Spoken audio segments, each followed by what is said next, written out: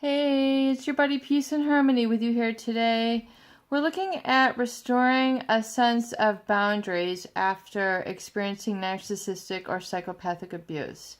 I received a question from a viewer who had looked at really trying to get back on his feet after experiencing narcissistic abuse.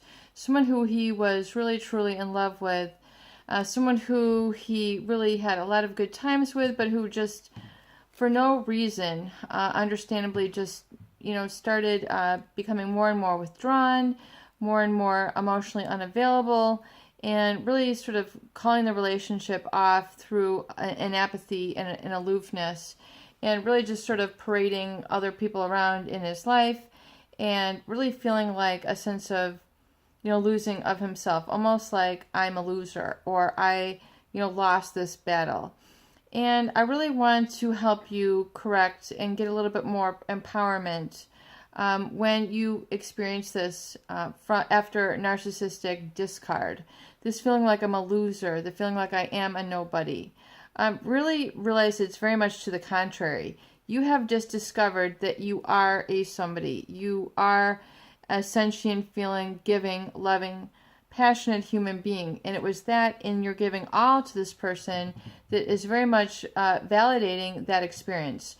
But, when you're in a relationship with a narcissist or a psychopathic abuser or someone who's borderline, they cannot reciprocate genuine love. They cannot reciprocate longevity in a relationship. They are not accountable.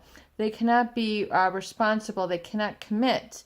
They might, lead you to believe that they can commit, but they are pulling strings. They're essentially, playing you along, pulling your strings, yanking your cord.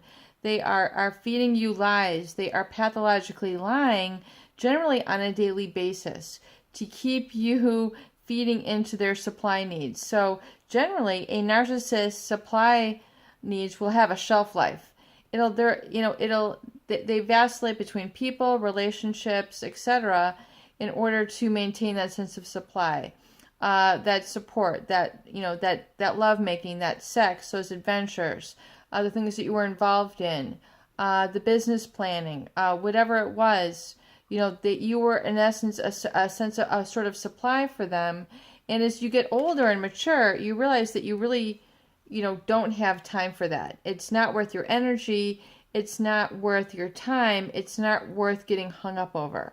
So when people feel like they have, taken a blow to the ego, that they have lost, a sense of self-esteem, that they have, felt like they've lost a part of themselves. I hear a lot of this, that they feel like they're a nobody. I mean, they can be extremely shame-based. They can be extremely embarrassed.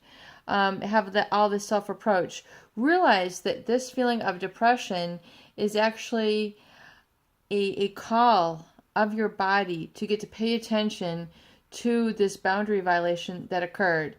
Your reflection of meaning from this person that you're a loser, you're not good enough, you can't hold your own in a relationship, that you don't have what it takes, all the erroneous messages, the wrong messages that you are deriving from this, that they told you, is a projection of their inability of a narcissist to have and engage in these long-term relationships. They're just not able to. They're not able to be there emotionally for you. They're not able to be there for you physically. They can't really commit to people in a long-term relationship that which you're seeking. So just realize it was when you're encountering these relationships or these separations, it's just even from family members. It can be between a mother and daughter, a mother and son, a father, and child. I mean, it can go both ways. So if you have a narcissistic parent and you were originally feeling like you were the loser, you couldn't please your parents, you weren't good enough, there's this big rift, realizing that no one can ever please a narcissist.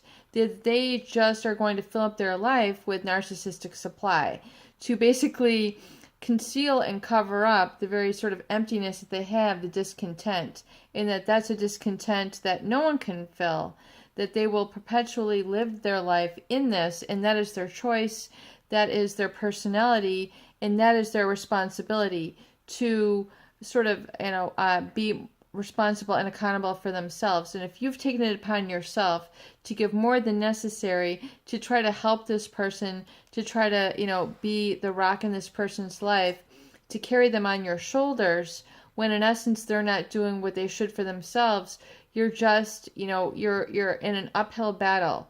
You're creating a life of struggle for yourself. You're making it difficult on yourself. You're making it harder than it has to be. Instead of looking up at that mountain and saying, okay, my life is a struggle. It's just so hard. It's so hard, but I know I'll get there. I'll get there. Realize, why don't you take a moment and turn around and look at the other direction, and the beautiful pastoral scene in front of you, the beautiful view, where things become easy and you're able to receive and take in and enjoy the view, the wildflowers, the open expanse. Realize that stop looking at the challenges, stop looking at the struggle, stop feeling like such a loser, turn around, look at the other side of the view, look at the open field, look at the open plains, and really start to take in and know that you're meant to live a life where you receive the good, you receive the beauty, you receive people who love and support you, not just people who, annihilate you, belittle you, criticize you, judge you, and compare you to others and keep you involved in put downs. Those people will be a perpetual life of struggle, a perpetual life of unhappiness and discontent.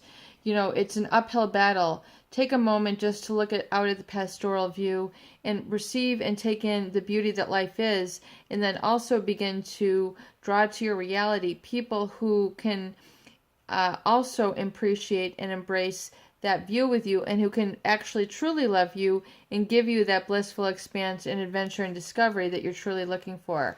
You're not a loser. You've just met a narcissist abuser, a psychopathic abuser who is not able to love, commit, and give you what you're looking for. It's still out there. Keep the faith, keep the peace, and keep the belief and knowing that it's out there. And with that focus in mind, it will rise to meet you. Peace and harmony with you here today. I hope these videos do help. Please share and please subscribe for more great tools, videos, discussion, and support.